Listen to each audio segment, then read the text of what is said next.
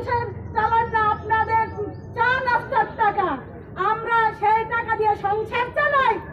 একটা জামা কাপড় কিনেন আপনারা 300 টাকা, 5000 টাকা, আমরা একটা ওড়না কিনি 150 টাকা দিয়ে।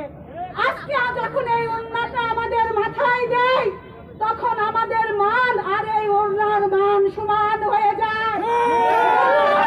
আজকে কেন আমরা বঞ্চিত? রাজস্ব খাতে করবেন না, সবচেয়ে নিম্নতম বেতন আমাদের কেন? আপনাদের কাছে জোরালো দাবি জানাই, মাননীয় প্রধান উপদেষ্টা এবং ডিসি মহোদয়গণ, আমাদের এই ইসলামিক ফাউন্ডেশন গণশিক্ষা কার্যক্রম আমাদের অতি বিলম্বে রাজস্ব খাতে করুন, অতি বিলম্বে আমাদের বকেয়া বেতন ভাতা প্রদান করুন।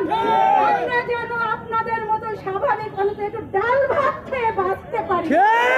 আমরা মাছ মাংস চাইনি, আমরা ডাল ভাত খেয়ে বাঁচতে চেয়েছি। দেখুন আমার দেশের আলেম ওলামাগণ কিভাবে রাস্তায় দাঁড়িয়ে আছে। কেন এত পিছিয়ে থাকবে তারা? কেন আমরা শিক্ষিকাগণ পিছিয়ে থাকবো? আমরা কোন অংশে কম? আসুন আমাদের কেন্দ্রে দেখুন আমাদের ছাত্র ছাত্রীদের আমরা কিভাবে শিক্ষা দান করাই, কিভাবে আমরা তাদেরকে লেখাপড়ায় মানুষ গড়ার কারিগর, অথচ আজকে আমরাই পিছিয়ে আছি। কেন? মাননীয় প্রধান উপদেষ্টা এবং ডিসি মহোদয়ের আবারও দৃষ্টি আকর্ষণ করে বলছি, আমাদের অতি করুণার সঙ্গে বলছি, আমাদেরকে রাজস্ব খাতে করে নিন, আমাদের 5 দফা দাবি মেনে নিয়ে আমাদেরকে সুন্দরভাবে জীবন যাপন করার তৌফিক দান করবেন। আপনাদের একটু আশ্বাসই হয়তো আমাদের অনেক ভরসা, আমাদের জীবনে এই টাকায় সংসার চলে। আজকে আমরা ওষুধ কিনে খেতে পারি না, বাচ্চাদের জামা কাপড় দিতে পারি না, আমরা রাস্তায় দাঁড়িয়ে আছি। কেন?